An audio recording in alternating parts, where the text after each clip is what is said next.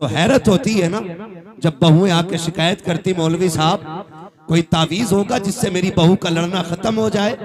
तो मैं कुछ देर सोचता हूं कि इसे ये हो क्या गया है, शिकायत कौन सी लेके आई है, पूछो बात क्या हो गई। तो एक सीधी बात कहती है, पता नहीं मेरी सास को जलन होती है मुझसे। ये एक बेटा मेरी बात कान खोल के सुन ले और याद रखिएगा, अगर एक रात के जलसे से जन्नत मिलती ना तो हुसैन 72 गर्दनें नहीं कटवाते करबला में।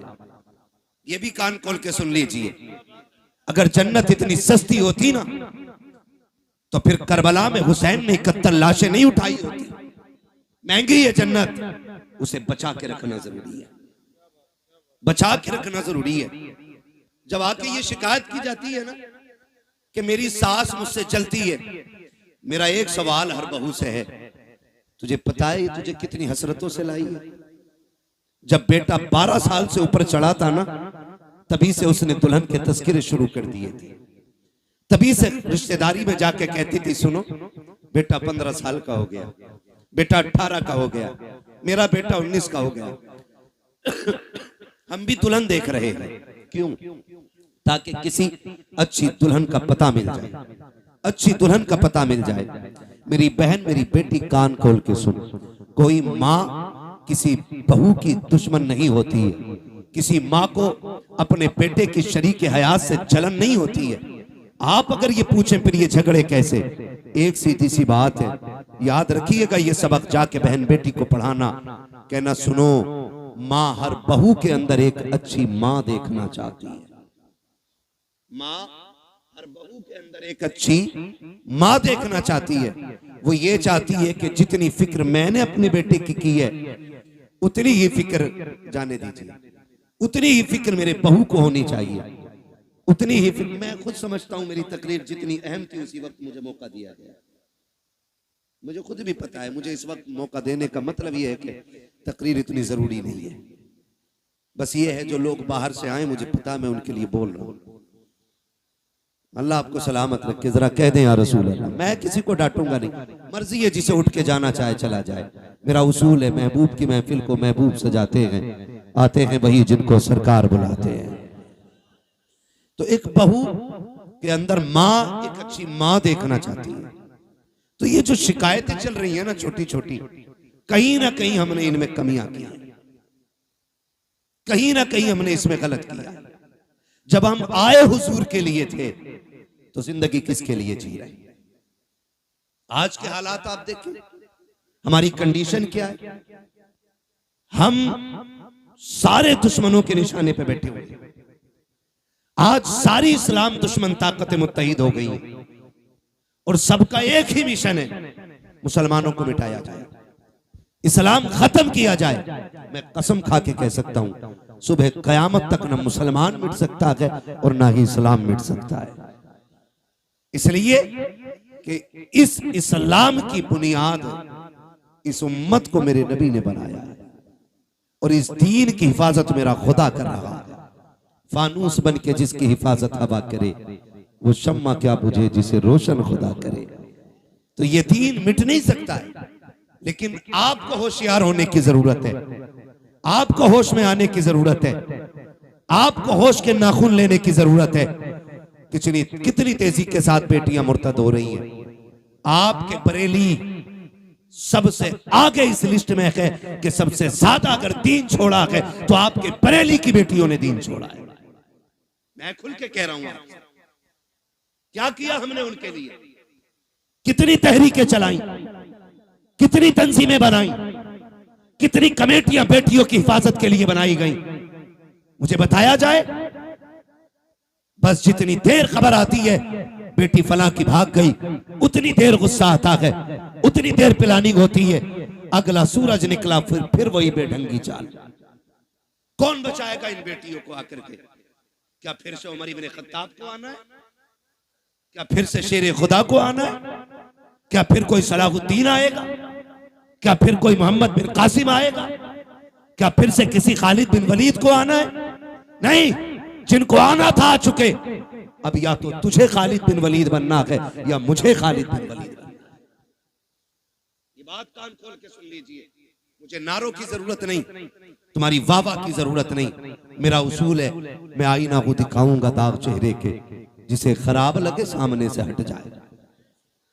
हमें फैसले करने पड़ेंगे, हमें जजमेंट लेना पड़ेगा, यहां बैठ करके ये इत्तेफाक राय करना पड़ेगा कि बेटियों को बचाना कैसे। किसी की एक गई, एक के जाने से कोई फर्क नहीं पड़ता है, लाखों भी चली जाएं तो इस्लाम पे फर्क नहीं पड़ता है। इसलिए कि इस्लाम शान वाला था, शान वाला है और शान वाला तकलीफ कब होती है? जब वो किसी गैर के बिस्तर पे बैठ के कहती है मैं अब्दुर्रहमान की बेटी हूं, मेरा नाम फातिमा है, तब दिल धड़कना छोड़ देता है। तब जी में आता है ये नाम लेने से पहले इसकी जबान कट क्यों नहीं गई।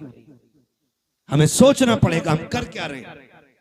आबादी कम है हमारी, तादाद कम है हमारी, मुझे बताओ पैसा कम है हमारे पास।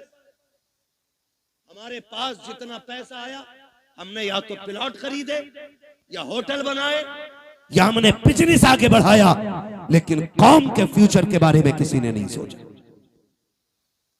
मुखालफत नहीं करता मोहम्मद रजा भाई, हर बस्ती में कई कई मदरसे हैं, होने चाहिए, हर इलाके में खानका है, होनी चाहिए, लेकिन मुझे बता तो सही जिस इलाके में कई मदरसे हैं, खानकाहें हैं, मज़ारात हैं, उन इलाकों में इस्लाम की शहजादियों की तालीम हासिल करने के लिए एक अच्छा इदारा क्यों नहीं है, अच्छे स्कूल क्यों नहीं है। हम तो कहते हैं बेटियों को IAS बनाएंगे, बनाओ तुम्हारी मर्जी है, IPS बनाओ तुम्हारी मर्जी है, MBBS बनाओ तुम्हारी मर्जी है, लेकिन तालीम के नाम पे ये जो नंगा नाच हो रहा है इसे रोकना पड़ेगा, इसे रोकना पड़ेगा।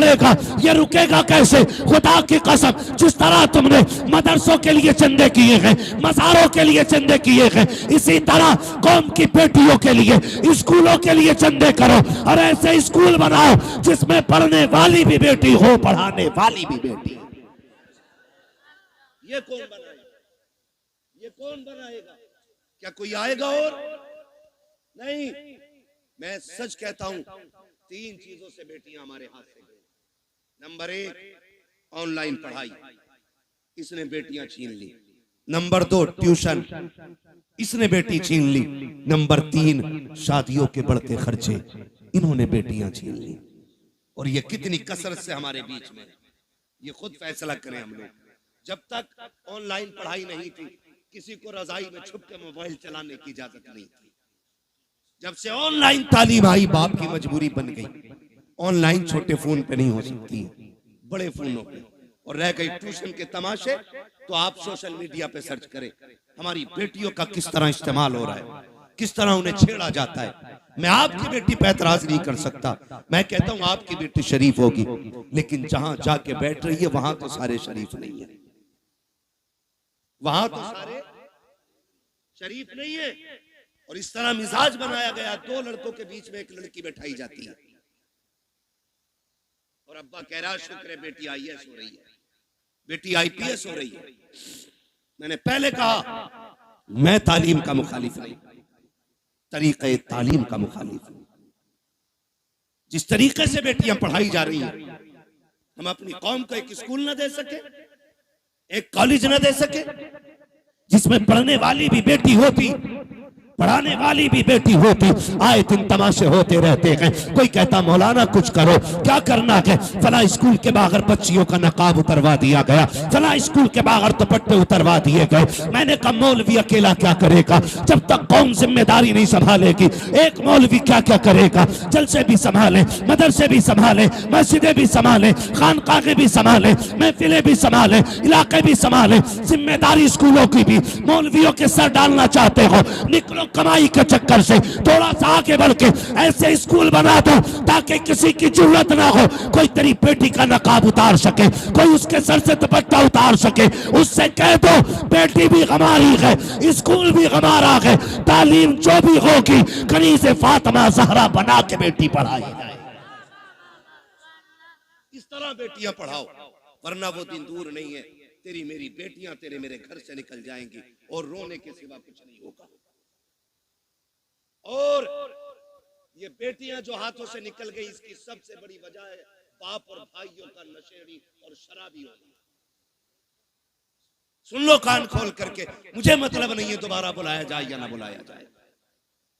ये सबसे बड़ी वजह है। जब बाप या भाई शराब के नशे में धुत पड़ा रहेगा तो घरों की रखवाली कौन करेगा? हम कहां गिर गए? पार्टी के नाम पे शराब,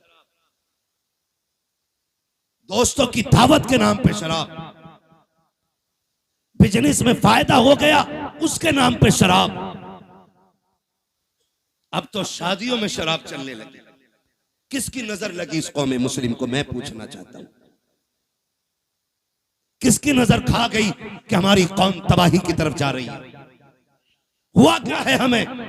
खुदारा संभालो अपनी नस्लों को, वरना मुसलमान कहते हुए गैरत आएगी। डॉक्टर इकबाल ने बहुत पहले कहा था, यूं तो सैयद भी हो, मिर्जा भी हो, अफगान भी हो, तुम सभी कुछ हो, बताओ कि मुसलमान भी हो।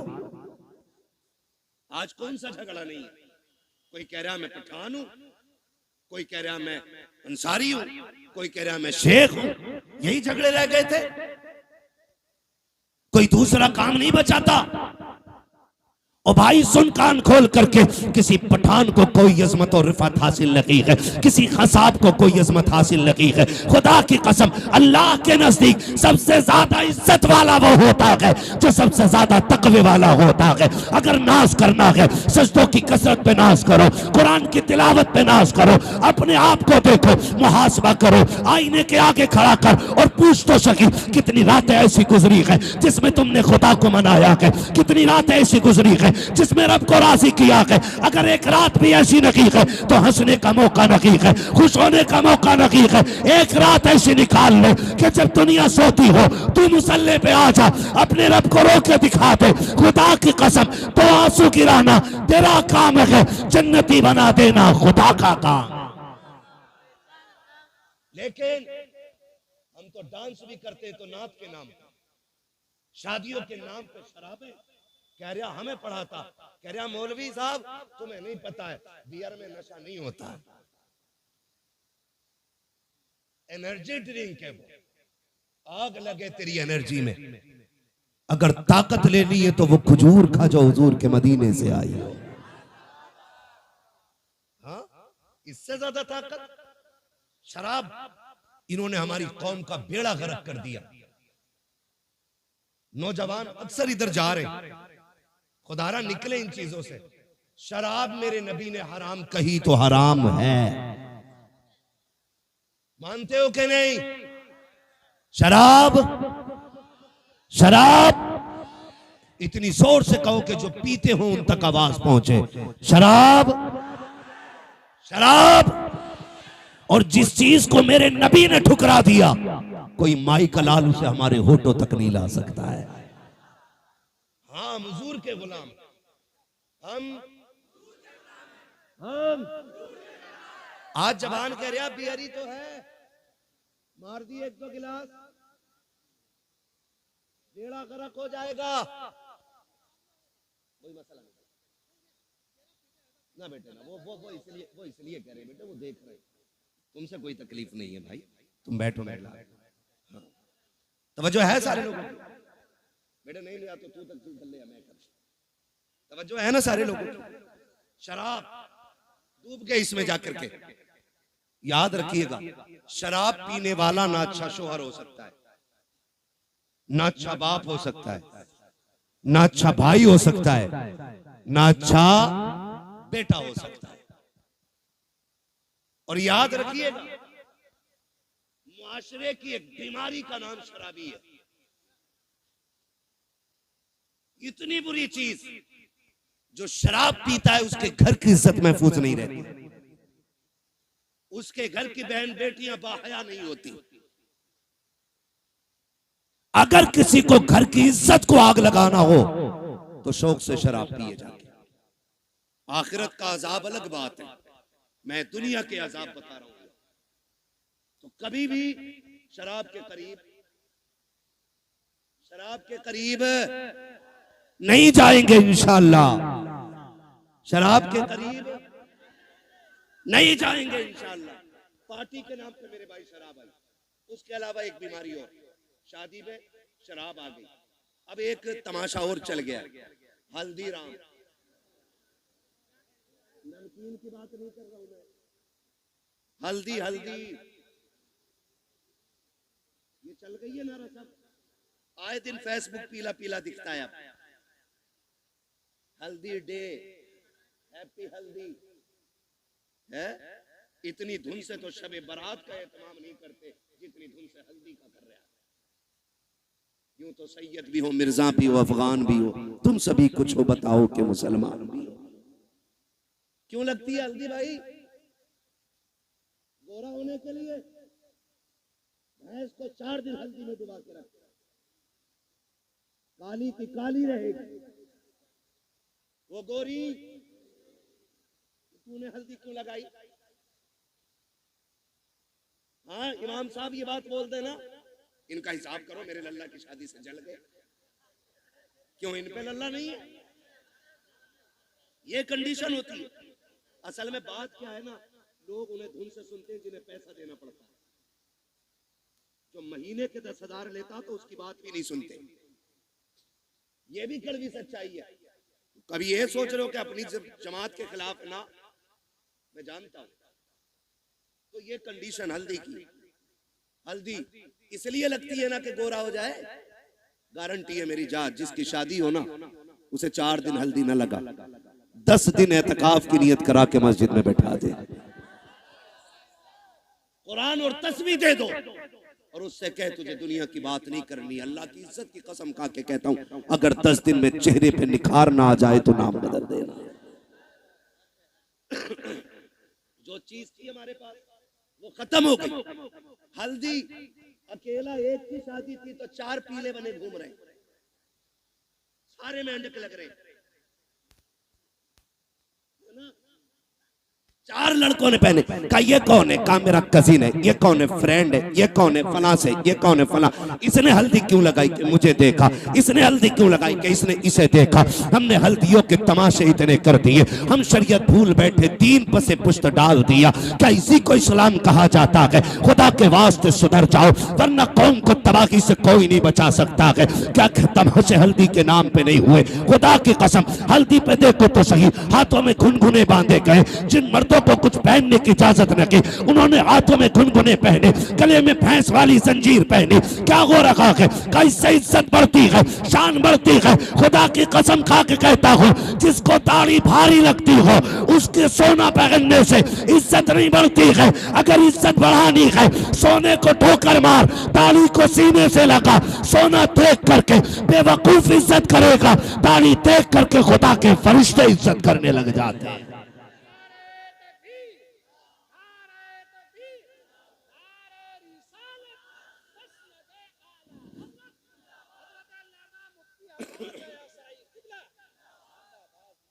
समझ रहे मेरी बात? हल्दी करोगे तो बंद करो हल्दी सल्दी, जितनी तूने लगाई है इतने में 4 लोगों का खाना बन जाता। क्या तरीके ये? इस्लाम ने 5 वक्त वुजू का तरीका दिया था।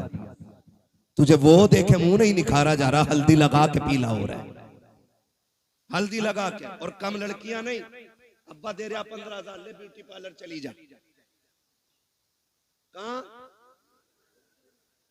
ब्यूटी पार्लर अब्बा भेज रहा है। अब्बा ये भुएं कटवाई जाती है, ये पूछो इन उलमा से, एक बाल तक उखेड़ना हराम है,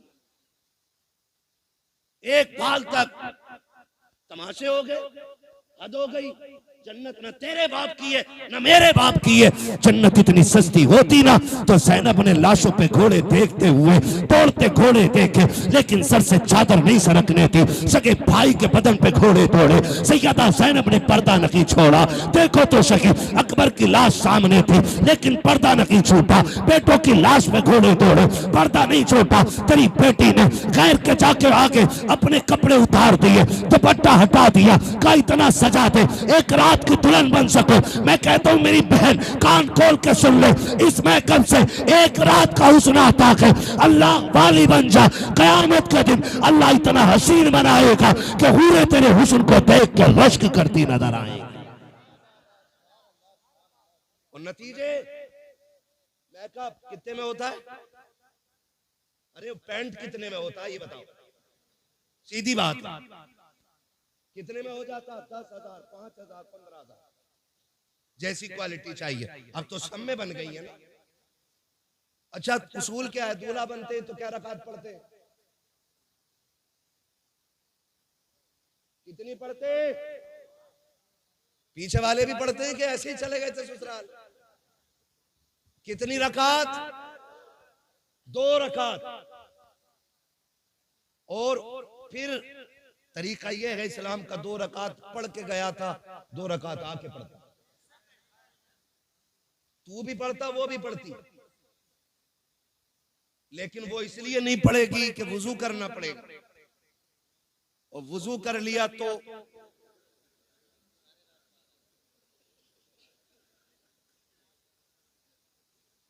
मसला पुट्टी छूट जाएगी।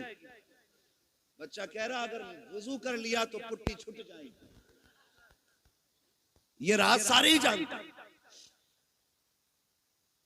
हाँ? अब नुकसान जानते हो?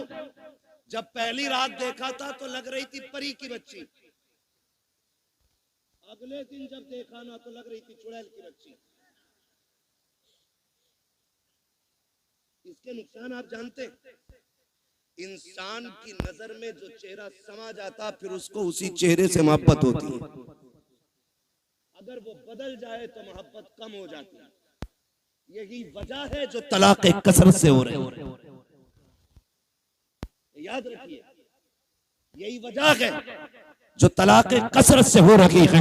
ए मेरी बेटी खातून जन्नत के दर की कनीज कहलाने वाली, जरा सोच तो सकी, तुझे रब ने बाहया बनाया था, तेरी गोद में सलाहुद्दीन आया, तेरी गोद में खालिद बिन वलीद आए, तेरी गोद में उमर इब्न खत्ताब आए, तेरी गोद में अबू बकर सिद्दीक आए। तू नबी तो ना बन सकी, लेकिन नबियों को जन्म देने का शरफ तुझे दिया गया है। तू नबी तो ना बन सकी, लेकिन नबियों को तूने गोद में लेकर लोरियां दी है। रब ने तुझे बड़ा मकाम बख्शा था, बड़ी इज्जतें अता की थी। आज क्या हो गया है? तेरी गोद में आने वाला डांसर तो हो रहा है, कुरान का कारी नहीं हो रहा है। तेरी गोद में आने वाला बदमाश तो हो रहा है, लेकिन नबी के दीन का आलिम नहीं बन रहा है। क्या हो गया है? क्या जात बदल गई है या तरीके बदल गए हैं? ए मेरी कौम के शहजादी हो, आज भी औरत हो, कल भी तुम औरत थी, आज भी तुम्हारी गोदों में आ रखे हैं बच्चे, कल भी तुम्हारी गोद में बच्चे आते थे। लेकिन फर्क है, आज शादी से एक दिन पहले बेगैरती की चादर ओढ़ के गैरों के सामने चेहरे खोल देती हो, खुदा की कसम।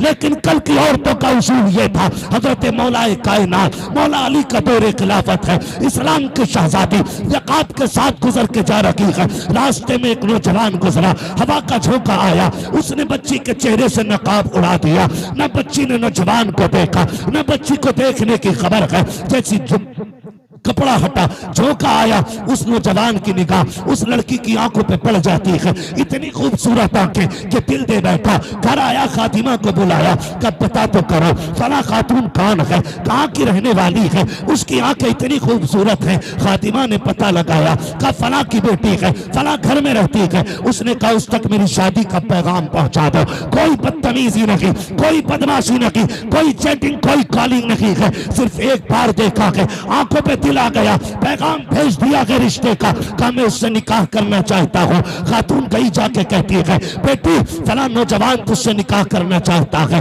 बच्ची ने कहा था वो मुझसे निकाह क्यों करना चाहता है? कहा वो तेरी आंखों का आशिक बन बैठा है। कहा उसने मेरी आंखें कहाँ देखी? कहा तू कल चौक में जा रही थी, हवा के झोंके से दुपट्टा हटा, उसकी निगाह तेरी आंखों पे पड़ गई थी।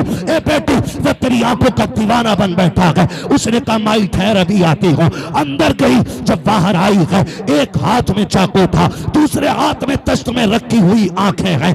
उसने कहा माँ ये जाकर के आंखें उस नौजवान को दे दीजिए। औरत ने देखा चेहरे पे खून बह रहा है, तश्त में रखी हुई आंखें हैं। कहा बेटी हाय ये क्या कर दिया? कहा जाओ जाके नौजवान को दे दो और उससे कह दो तेरी निगाह इन आंखों पे पड़ गई है, मुझे कयामत में खातून जन्नत के सामने जाना है। अगर इन आंखों की वजह से उनके सामने शर्मिंदगी उठानी पड़ी तो मेरे जीने का मतलब खत्म हो जाएगा।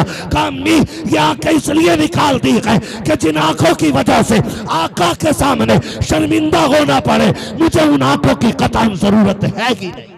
आबाद जिंदाबाद, सुभान अल्लाह, सुभान अल्लाह। इस्लाम की शहजादियां, और आज जाकर के कपड़े उतार दिए, दुपट्टे हटा दिए। क्या उम्मीद रखते हो ऐसी औरतों की गोद में सलाहुद्दीन आएगा? क्या हो गया? तरीके बदल गए। जमीनो जमा तुम्हारे लिए, मकीनो मकान तुम्हारे लिए। हम मसलक के आला हज़रत के नाम पे नारे टटके लगा लेते। कौन है मसलक के आला हज़रत पे? बताओ कितने हो? उनकी जिंदगी हम देखें और फिर अपनी जिंदगी देखें। कोशिश करें अल्लाह हमें आला हज़रत के तरीके पे चलाए। हाँ, समझने की भी जरूरत है और पढ़ने की भी जरूरत है। माफ कीजिएगा, कुछ लोग मिजाज बनाए बैठे हैं, जन्नत तो मिल ही रही है। इमाम गजाली जैसा सूफी जिसकी आज तहरीर पढ़ो तो लगता है दिल सीना चीर के बाहर आ जाएगा। मुकाशिफतुल कुलूब पढ़ने बैठ जाओ तो रोंगटा रोंगटा खड़ा होता है। जिसकी तहरीर में इतना असर है उसकी जात में कितना असर होगा। लेकिन जानते उन्होंने क्या कहा था? कहते एक फिक्र चैन से सोने नहीं देती। कौन सी फिक्र? कहा कि ये डर लगा रहता है पता नहीं ईमान पे मौत आएगी कि नहीं। है कोई जिम्मेदारी? है कोई गारंटी? इमाम गजाली जैसी शख्सियत कहती है कि डर लगता है पता नहीं ईमान पे मौत आएगी कि नहीं आएगी। कहते हैं काश कोई ये खुशखबरी दे दे कि जहन्नम में जिसे सबसे आखिर में निकाला जाएगा और निकाल के जन्नत में डाला जाएगा, गजाली वो तू होगा। कहते हैं खुदा की कसम हंसते हंसते जिंदगी गुजार गई। ना हम गजाली हैं, ना हम सूफी हैं, सही से पक्के मुसलमान भी हम नहीं हैं। और बेफिक्री इतनी कि डर कोई नहीं है। खुल के गुनाह चल रहे हैं, डट के चैलेंज के साथ। हुजूर निकाह तुम्हारी सुन्नत है, डांस जरूर करेंगे हम, डीजे जरूर बजाएंगे हम।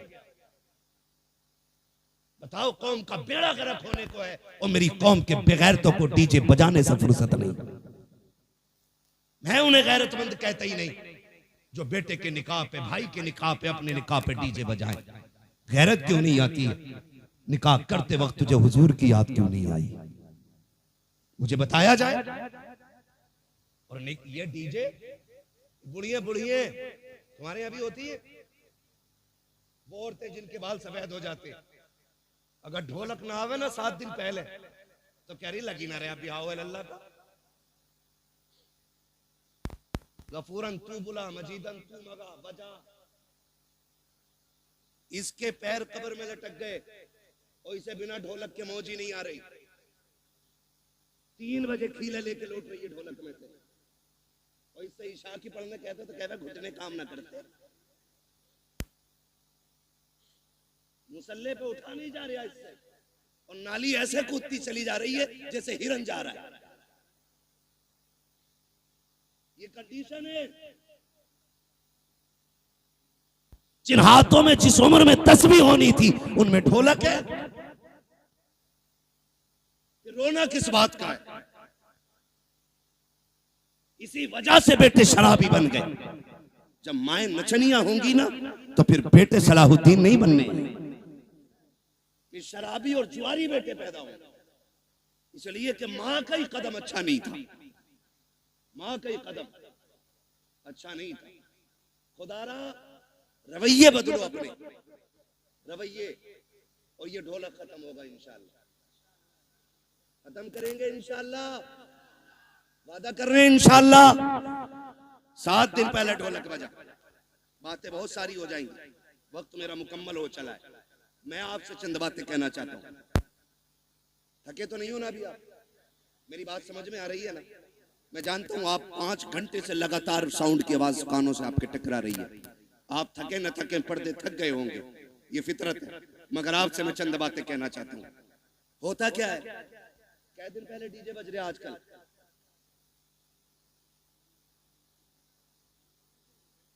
पांच दिन तो चल ही रहे हैं, क्योंकि पंचतन के मानने वाले जो हैं पहले। अच्छा डीजे की कोई तखसीस है कि बेटे में बजेगा या बेटी में? अब तो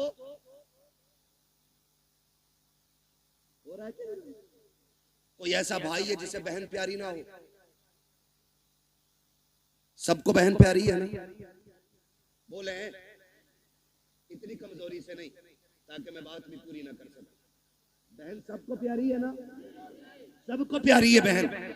आपने देखा भी होगा जब बेटियां रुखसत होती हैं ना तो बाप मैयत पे इतना दर्द से नहीं रोता जितना बेटी की रुखसती पे बाप रोया करता है। वो भाई जो पूरी जिंदगी लड़ते रहे, आज जब बहन जा रही है ना, तो कभी दीवार से लग के रो रहा है, कभी तन्हाई में जाके रो रहा है। क्यों? क्योंकि बहन की जुदाई का गम है। और आज नतीजा क्या है? 5 दिन पहले डीजे बज रहा है। पहले के उसूल ये थे, पहले इल्म कम था, अमल ज्यादा था। आज इल्म ज्यादा है, अमल कम हो गया। पहले लोग जाहिल जरूर थे, लेकिन जब बेटियों की रुखसत की बारी आती थी, बाप 3 दिन से खाना कम कर देता था, भाई की भूख भाग जाती थी, लोग मना के खिलाते थे, यार खाता क्यों नहीं है। बाप बेटी का चेहरा देख के रोया करता था, मेरे जिगर का टुकड़ा जाने वाला है, इसके बगैर घर में कैसा लगेगा।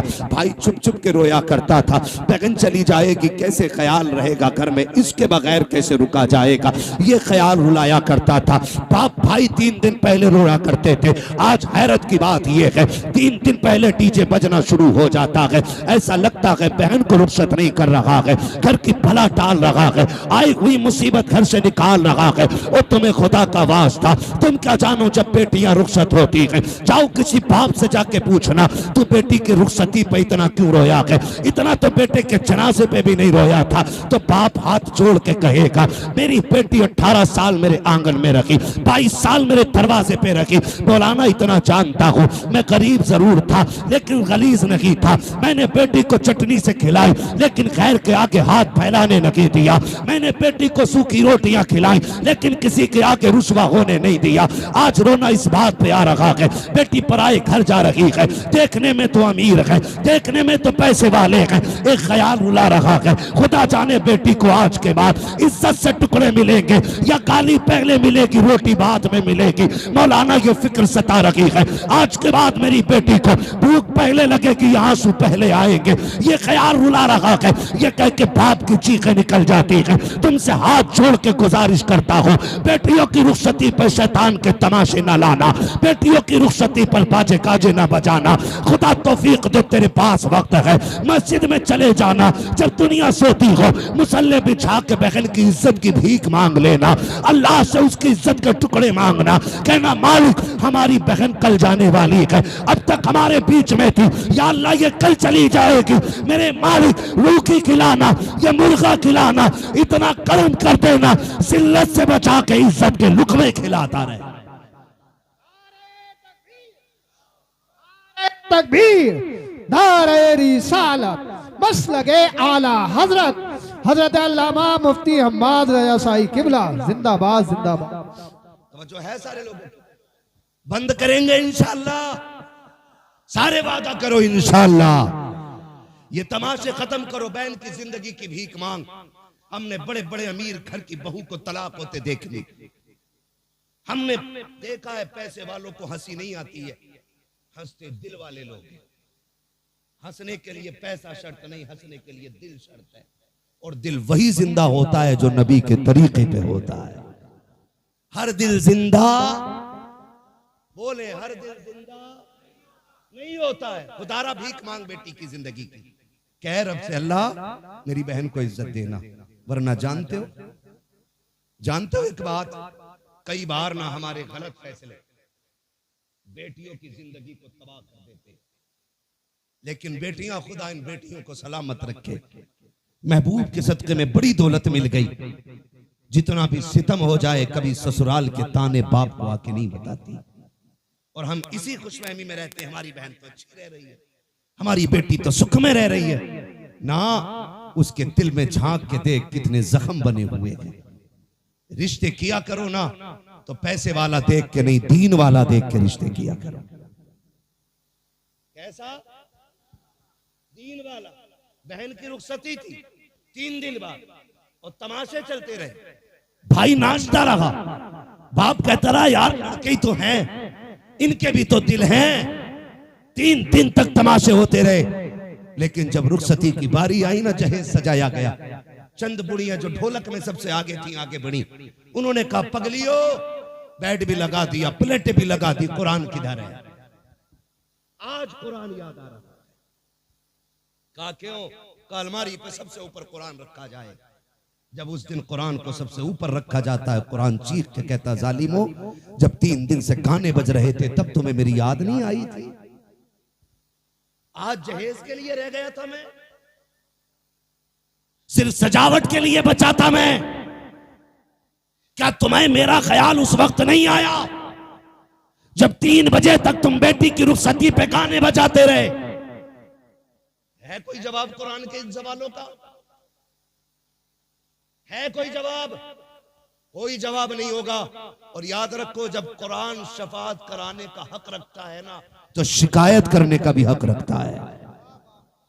ये याद रखना मेरी बात। शायद इतनी कड़वी तुम्हें कोई कह के ना जाए, किसी के मुरीद टूट जाएंगे, किसी के खलीफा छूट जाएंगे, मुझे कोई फर्क नहीं पड़ता। मेरी ड्यूटी अल्लाह ने यही लगाई है। कुरान अगर शफाअत करने का हक रखता है तो कुरान शिकायत करने का भी हक रखता है। तुमने सिर्फ जहेज के लिए कुरान रखा, फिर जब बेटी रुखसत होने लगी कौन सा तमाशा न हुआ है? पहली बात तो जब बारात आई तो दूल्हा की गाड़ी वहां तो रुकती नहीं जहां बैठना है। कहां? ससुराल के दरवाजे पे। क्यों? वहां वेलकम होना, आग लगे तेरे वेलकम में। वेलकम होना, वेलकम, वेलकम नहीं, ये वेलकम है। हाँ, वेलकम होना है। वेलकम के लिए किधर गाड़ी गई? किधर जाती है? किसके? मुखिया के, प्रधान के, ससुराल के? किसके गेट पे? ससुराल के गेट पे। खुद बताइएगा। ससुराल के गेट पे गया था, इस्तकबाल किसे करना चाहिए था? मर्दों को करना चाहिए था। किसको करना चाहिए था? मर्दों को करना चाहिए था। भाई होते, चचा होते, बाप होते, ताऊ होते, चचा साथ भाई होते, किसको करना था? लेकिन करता कौन है? ये किसकी घर की है? या तो तेरे घर की है या मेरे घर की। ये बेगैरती किसके घर में है? या तो तुम्हारे घर में है या मेरे घर में। कोई भाई पसंद करेगा कि उसकी बहन पे कोई गलत निगाह डाले? करेगा कोई? कर सकते हैं तो हाँ बोले, नहीं कर सकते तो ना बोले। नहीं करेगा ना तो फिर टांग क्यों नहीं तोड़ते उस दूल्हा की जो बेगैरती के साथ इस्तकबाल कराने आते हैं? उससे कह दो ये बेगैरतों की चौखट नहीं, ये गैरत वालों की चौखट है। करोगे इंशाअल्लाह ऐसा? बंद करोगे वेलकम? नुकसानात जानते? जाओ देख लेना। जब वेलकम होता है ना तो जितनी लड़कियां आती हैं किसी के सर पे सलीके से दुपट्टा नहीं होता, इसलिए कि जितनी इस्तकबाल करने आएगी एक भी गैरत आजादी नहीं हो सकती। गैरत वाली बच्चियां तो घर से निकलती नहीं। ये जितनी आती है बेगैरत आती है। ये याद रखिएगा मेरी बात। जितनी आती है बेगैरत आती है। कोई जूस दे रही है, कोई पानी पिला रही है, कोई शरबत दे रही है, कोई कोल्ड ड्रिंक पिला रही है, कोई मीठा खिला रही है। मैं पूछना चाहता हूँ, ए इस्लाम की शहजादी, तुझे रब ने हया का जेवर पहनाया था, गैरतों की चादरें उड़ाई गई थी, तू तो कनीज़े फातिमा ज़हरा बनाई गई थी। बता तो सही तेरा क्या बनेगा? आज जब बेटियां आती हैं वेलकम के लिए, भाई भी बेगैरती की चादर ओढ़ लेता है। आप बाप की आंखों में भी गैरत का पानी नहीं है, कोई रोकने वाला नहीं है, सारे पीछे हट जाते हैं। जितने दूल्हा के साथ जाते हैं वेलकम के लिए वो छटे हुए कौम के गुंडे और आवारा होते हैं। जितनी बच्चियां सामने से आती हैं वो सब की सब बदचलन और बेगैरत होती हैं। अब मुझे बता तो सही, हमारा इस्लाम तो ये कहता है जहाँ पे एक अजनबी औरत अजनबी मर्द हो वहाँ तीसरा शैतान होता है। जहाँ दोनों तरफ बेगैरत हो, बता वहाँ कौम का नतीजा क्या होगा? मैं आपसे पूछना चाहता हूँ, जब बेगैरती के साथ ये नतीजे निकलते हैं तो बताओ कौम को किन मुश्किलों का सामना करना पड़ेगा। 4 दिन के बाद जब बेटियां बाप का मुंह काला करके जाती हैं तब मौलवी के पास दुआ के लिए जाते हो, पीर से तावीज लेने जाते हो, फजर से पहले पहले आ जाए ताकि इज्जत रह जाए। ओ सालिम, अब कोई तावीज काम नहीं आएगा, अब कोई दुआ काम नहीं आएगी। 18 साल बिगाड़ा है बेटी को, इस गलती का मुदाफा 1 मिनट के तावीज से नहीं होगा। अगर नस्लें बचाना चाहते हो 1 दिन की उम्र से लेकर के शादी तक अपनी बेटी की ऐसी परवरिश करो जैसी परवरिश मेरे नबी ने खातून जन्नत की है। खातून जन्नत ने जैसी परवरिश सैयदा ज़ैनब की है। खुदा की कसम बहुत इनकी होगी, आने वाला सलाहुद्दीन अय्यूबी पैदा हो। जिंदाबाद जिंदाबाद जिंदाबाद। नारे तकबीर, नारे रिसालत, मसलके आला हजरत, उलमाए सुन्नत, जिंदाबाद जिंदाबाद। बंद करेंगे ये तमाशे इंशाअल्लाह। जितने वादा करते हाथ उठा के कहें इंशाअल्लाह। अब भी देखो किसके नस्ल में अभी रहू लहू में बेगैरती हाथ नहीं उठाए। देखो दाएं बाएं किसने नहीं उठाया है। जरा बंद करेंगे ये तमाशे इंशाअल्लाह। आज मैं दूसरी बार आया हूं, एक बार पहले भी आया था तो बारिश हो गई थी रब के करम से। आज आया हूं, आज 1 घंटे से ऊपर बात हो गई है। क्या नाम है अपनी इस बस्ती का?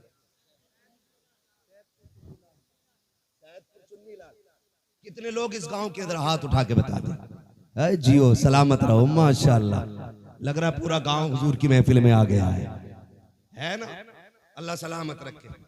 ठीक है जी, जितने इस गांव के लोग हैं वो हाथ उठाएं, जरा हाथ उठा लें। क्या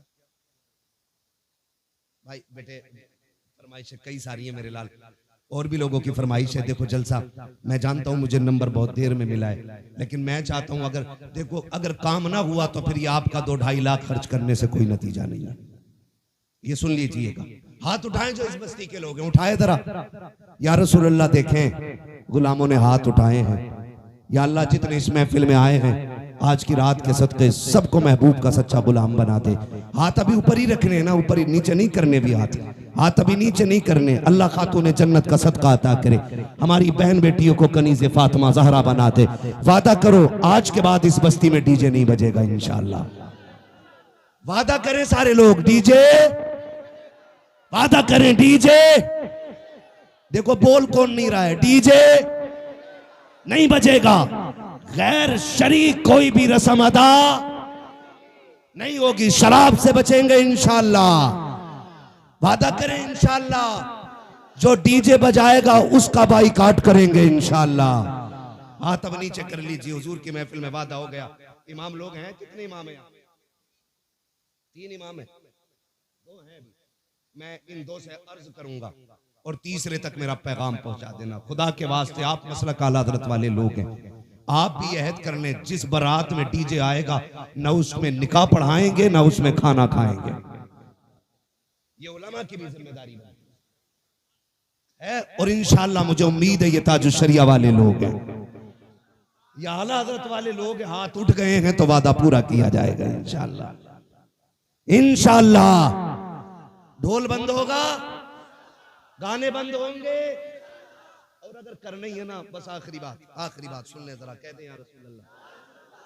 शादी पे कार्ड छपते हैं, दावतें होती हैं, जाती है ना, सबके नाम होते हैं। क्या हमारे कार्ड में हुजूर का नाम भी होता है? खाला के नाम का कार्ड है, फूफा के नाम का कार्ड है, मामू के नाम का कार्ड है। किसी कार्ड पे हुजूर का नाम भी लिखा है कि नहीं? आप कहेंगे कैसे हुजूर को कार्ड जाएगा कैसे? एक सीधी सी बात है। खाला को कार्ड इसलिए दिया कि वो आए, खालू को कार्ड इसलिए दिया वो आए, फूफा को कार्ड इसलिए दिया वो आए, सारे रिश्तेदारों को इसलिए कार्ड दिया गया ताकि वो आए। एक कार्ड मदीने भी भेज दिया करो। आप कहेंगे कैसे? वो कार्ड सीधा सा है, निकाह तेरा हो महफिल हुजूर की सजा लिया करो। महफिल हुजूर की हो, सुना है आप हर आशिक के घर तशरीफ लाते हैं। मेरे घर में भी हो जाए चरागा, चरागा। हुजूर को बुलाने का बस यही एक कार्ड है। दूल्हा तेरा बेटा बने, सेहरा मदीने वाले का होना चाहिए। वो सरवरे किश्वरे रिसालत जो अर्श पर जलवागर हुए थे, नए निराले तरब के शामा अरब के मेहमान के लिए थे। है ये सेहरा चलता हो और दूल्हा तेरा बेटा बना हो, फिर देख सिर्फ हुजूर नहीं आएंगे, रब करम करेगा तो फरिश्ते हुजूर के साथ आ जाएंगे। तो एक कार्ड हुजूर के लिए जाएगा इंशाअल्लाह। और जरूरी नहीं है मोहम्मद अली फैजी आए तब महफिल सजेगी, अहमद उल फत्ता आए तब महफिल सजेगी, हम्माद आएगा तब सजेगी। मैं कहता हूं कोई भी ना आ सके ना तो मुफ्ती अहमद रजा मोहम्मद रजा भाई को बैठा दे माइक पे, क्या हुजूर की नाज सुना। वो जब देखते हैं ना मुंह नहीं दिल देख के आया करते हैं। तो इंशाअल्लाह ये कार्ड हुजूर को जाएगा इंशाअल्लाह। और जिस घर में डीजे बज जाता है उस घर में हुजूर को नाराज कर दिया जाता है। फिर कह रहा कौरमा कम पड़ गया मौलाना, मुफ्ती साहब ने फातिहा हल्की पड़ी थी, कम क्यों पड़ा है? पहली बात तो डीजे बजाया, हुजूर नाराज, हुजूर नाराज, खुदा की रहमतें नाराज, यही है ना। और जब रहमतें नाराज तो बरकतें नाराज, फिर बरकतें नाराज। और एक काम और क्या, उल्लू बन गए सारे गधे, खड़े होकर खाना चाहिए स्टैंडिंग में, आधा खा रहा आधा फेंक रहा। ये कंडीशन बना रखी है, डोंगे के डोंगे रखे और कह रहा इसे बदल के ले आओ। ये वो लोग हैं जो अपनी बीवी के छींचड़े फेंकने पे भी नाराज हो जाते हैं। क्या तुझे पता 240 को मिल गया, थोड़ा सा मसाला है 280 हो गया, इधर महंगाई ज्यादा है तो बारात में जरूर जाना चाहिए। समझ रहे मेरी बात? तो ये वो लोग होते हैं जो बीवी को छींचड़े फेंकने पे भी गुस्सा हो जाते हैं और कहते हैं शाम को सब्जी ना बनाइए, वो कहती खत्म हो गई, कह रहा कुकर पोंछ के काम चला लेंगे। ये अपने घर की कंडीशन। और जब किसी बेटी वाले के घर जाते हैं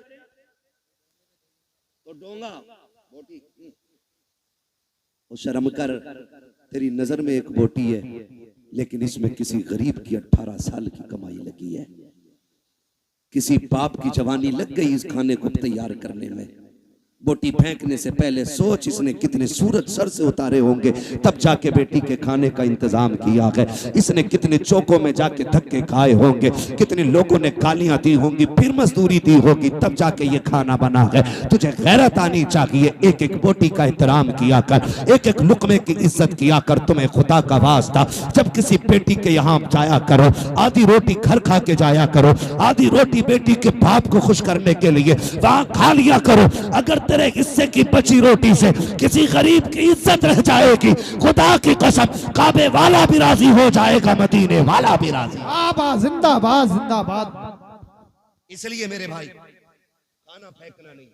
महबूब अलैहिस्सलाम ने इरशाद फरमाया रिज़्क की इज्जत करना, अगर ये रूठा तो दोबारा मैसर नहीं, तो आप खाना सुन्नत के मुताबिक खिलाएं। बड़ा अच्छा तरीका लगता है, ये टेबल होते हैं, टेबल इनकी टांगें तोड़ के नीचे बिछा दो, तोड़ मींस फोल्ड कर नीचे डाल दो, एक पूरे गांव की तरफ से दस्तरखान लाओ सुर्ख रंग का, सब पे बिछा दो। कोई कितना भी अकड़ हुआ क्या रोटी बाद में खाएगा, हुजूर की सुन्नत पहले अदा करेगा। बैठाओ, गारंटी है मेरी, जहां 25 क्विंटल में भला नहीं होता वहां 12 क्विंटल में भला हो जाएगा। अल्लाह ने हुजूर की सुन्नत में बरकतें रखी है, करेंगे इंशाअल्लाह ये चीजें। मैंने बहुत ज्यादा बातें नहीं करी आपसे, सिर्फ आज की महफिल में इतना कहा है कि शादी में होने वाली खुराफातें बंद करें, निकाह इतना आसान कर दो कि बेटियां मुर्तद ना हो, डिमांड खत्म कर दो, 10 लाख 15 लाख 20 लाख बंद करो, ठीक है। जो बेटी को अपनी खुशी से दे ले लो, जो ना दे प्रेशर नहीं करना है। और जन्नत में जाना चाहते हो, पता लग जाए ये ढोलक में गई थी उससे निकाह करियो ही मत। और आपको एक मशवरा अपनी तरफ से दे जाऊं, करोगे उस पर भी अमल इंशाअल्लाह कर लो, काम बन जाएगा। बड़ी बात कहने लगा, बताऊं कैसे? डिमांड होती है इधर की, होती है, बारात से एक दिन पहले लिस्ट आ जाती है, चेक कर लो बेड कितना फिटा है, अलमारी कितनी बड़ी है, फ्रिज कितने लीटर का है, गाड़ी कौन सी है, सारा आ जाता है। बेटी वाला एक बेटी देने के लिए जान दांव पे लगा देता है, सिर्फ इसलिए कि बेटी सुख में रहे। जहेज मांगने वाले ये जो कुत्ते होते हैं ना भिखारी, जहेज इनका हक नहीं है, जहेज इनका हक फिर भी मांग रहे। मेहर तो बेटी का हक है। बेटी के बापों से गुजारिश है जितने का जहेज बैठे ना उससे 1.5 गुना मेहर रख। क्या अगर तेरे बेटे की शादी में 12 लाख मेरा लगा है तो बेटी का मेहर 15 लाख रहेगा। मांग जो मांगेगा दिया जाएगा, लेकिन मेहर बेटी की मर्जी से रहेगा। और ये जो कहते हैं ऐसे निकलना यार, ऐसे निकलना जितनी हो जाते हैं लंडा गरीब फटीचर औकात तभी याद नहीं आई जब बेटी के पास बाप के पास लिस्ट आई है जो तेरा हक भी नहीं था। शरीयत ने हक दिया है बेटी को, वो अपना में अगर 15 लाख रखे उसकी मर्जी, 20 लाख रखे उसकी मर्जी है, कोई जबरदस्ती नहीं कर सकता उसके साथ। जाओ ये काम शुरू कर दो, जितने का मेहर हो, जितने की बारात हो उतने का मेहर रख दो। खुदा की कसम ये कुत्ते भीख मांगना भूल जाएंगे। अगर ये कोई कहने नहीं मेहर तो फातिमी रखना है तो क्या फिर जहेज भी फातिमी रखो। हाँ पहले ही लड़के वाले ना कि ये औकात है हमारी, तो तुम भी साइकिल थमा दिया करो हाथ में। जब मेहर 10,786 लायक है तो साइकिल चलाने की औकात है ये ले। इतने हराम खोर हो गए कुछ कि पूरे घर का नाप लड़की वालों से दिलवाते हैं कि बेड अलमारी फर्नीचर यहीं बनवा दो हमारा। ऐसे लोगों से न बेटी लेनी चाहिए न बेटी देनी चाहिए। लेकिन चोंचले लड़की वालों का भी कम नहीं है। 3 दिल आला लटका लिया गले में बुद्धा के लड़के ने तो पीछे लग गया कलोनिया करूंगा इसके साथ, जबकि हाई स्कूल में फेल है, किसी काम का नहीं था तो मेडिकल पे बैठ गया। बुखार का टाइम निकल गया, बुरा ना मानिएगा, बुखार का टाइम निकला, इसे इंजेक्शन लगाए कैयब टेढ़े कर दिए। सारे डॉक्टर खराब नहीं होते। आप किसी को ना देखें, मैं आपकी तरफ देखने लगूं, हिसाब नहीं दे पाओगे। अभी खड़ा करके बिस्मिल्लाह सुन लो तो अभी दुआए कुनूत 90% को याद नहीं होगी, लेकिन बात समझने की कोशिश करें। क्यों किसी की दौलत देख के बेटी झोंक देते हो? अगर दामाद ढूंढना है ना मस्जिद में जाके देख, जो 5 वक्त का नमाजी आंखें बंद करके बेटी दे दे। जो रब का हक अदा कर सकता है वो तेरी बेटी का भी हक अदा कर सकता है। जो रब का हक अदा नहीं कर सकता वो तेरी बेटी का भी हक अदा नहीं कर सकता। तो निकाह देखभाल के करेंगे इंशाल्लाह, रिश्ते देखभाल के करेंगे। कोई डिमांड वाला आए ना तो उससे ना पहले तय कर लो जितने का तेरा जहेज रहेगा उतना हमारी बेटी का मेहर रहेगा, कर या ना कर। कम से कम इबलीसों से तो बच्चियां बच जाएंगी, दुनिया के कुत्तों से तो बच जाएंगी। और याद रखिएगा जो एक बार मांगता है वो बार बार मांगता है। भिखारियों की आदत नहीं जाती। तुम्हें क्या लगता है ये भीख मांगने वाले गरीब होते? तिरकों के हिसाब से चिल्लर होती है इनके घरों में। करोड़ों के मकान है मुंबई में इनके जो भीख मांगते, मगर आदत नहीं जाती मांगने की। कटोरा अच्छा लगता है। ऐसा ही दामाद होता है, कभी जहेज के नाम पे मांगेगा, कभी छोचक के नाम पे मांगेगा, कभी बेली के नाम पे मांगेगा, कभी किसी चीज के नाम पे, कभी किसी, ये मांगते ही रहेगा पूरी जिंदगी। बेटी उसे दे जिसे मांगने की आदत खुदा से हो। और नौजवानों तुम भी ससुराल से मत मांगना। मांगोगे ससुराल से, मांगोगे इसलिए कि ससुर के देने से भला नहीं होता, खुदा के देने से भला होता है। किसके देने से भला होता है? खुदा के देने से भला होता है। अल्लाह तुम्हें सलामत रखे। मैं नाराज नहीं हूं, कुछ लोग चले गए, मैं इस बात पर खुश रहता हूं मेरे हिस्से में किरिम किरिम आई। जितना मठा था वो सारा छन गया है, ये किरिम आई है। और जितने बैठे रह गए इतने अमल करने पूरा इलाका बदल डालेंगे। और कोई ये कोशिश मत करना लो बरेली में तो फला के ऐसा हुआ, सबको देख के करोगे तो कुछ नहीं होगा। तुम अमल शुरू कर दो, तुम्हें देख के जमाना बदलने लग जाएगा। ऐसे बनो कि जमाने के साथ नहीं, ऐसे बनो जमाना तुम्हारे साथ चलने लगे। करेंगे इंशाल्लाह। मांगने वाले को बेटी मत दो। और अगर मैं कहता हूं कोई बेटी रह भी गई तो सब्र कर। किसी ने दौलत की वजह से नहीं अपनाया, किसी ने हुस्न की वजह से नहीं अपनाया, रह गई बाप के दरवाजे पे, चल सब्र से जिंदगी गुजार ले। मौत तुझे भी आनी है, मौत अमीरों को भी आनी है। फर्क इतना है जो झुटला के चले गए, ठुकरा के चले गए पैसों की वजह से, अल्लाह इनकी कब्र में कोड़े चलाएगा। और जब तू कब्र में पहुंचेगी अल्लाह तेरी कब्र को जन्नत की क्यारी बना डालेगा। तो रह गए हैं तो सब्र से जिंदगी गुजरेगी। और अगर हमें बेटी देनी है तो नेक लोगों के हवाले करनी है। करेंगे इंशाल्लाह। मैंने सारी बातें आपसे कह डाली है। शराब से बचेंगे इंशाल्लाह, जुए के करीब तो नहीं जाएंगे इंशाल्लाह। ये मेरे क्लासमेट दोस्त हैं, मैं इनसे पूछ लूंगा कभी भी फोन करके जुआ तो नहीं चल रहा। अगर इन्होंने बता दिया चल रहा तो किसी मौलवी को दिल से नहीं आने देना। बदलो यार, ये ये तो 3 लाख लगाए हैं, ये जो 4 लाख आपने जलसे में लगाए, इसका कुछ हल होना चाहिए, कोई ना कोई रिजल्ट आना चाहिए, कम से कम इतनी तब्दीली हो जाए, आज के बाद किसी शादी में गाना नहीं बजना चाहिए। नहीं बजेगा ना इंशाअल्लाह, जो बजाएगा उसके यहाँ दावत खाने मत जाइए, इमाम निकाह पढ़ाने नहीं जाए, उसके बेटे को नमाज पढ़ाने के लिए इमाम नहीं जाए, हट जाओ। कैसे निकाह नहीं, जनाजे में भी नहीं आना, ये फाइनल कर दो, फिर देखे हमने किसने बजा। कोई शान गाजे बाजे से नहीं बढ़ती, शान बाजे गाजे से बढ़ती तो हजरत अली की बारात ना, अली दूल्हा बन के सादगी से हुजूर की चौखट पे नहीं आई, सादगी में अल्लाह ने इज्जत रखी, तो करेंगे इंशाअल्लाह। फरमाया गया लक़द कान लकुम फ़ी रसूलिल्लाहि उस्वतुन हसना, मेरे महबूब की जिंदगी आपके लिए बेहतरीन नमूना है, हुजूर का किरदार अपनाना है।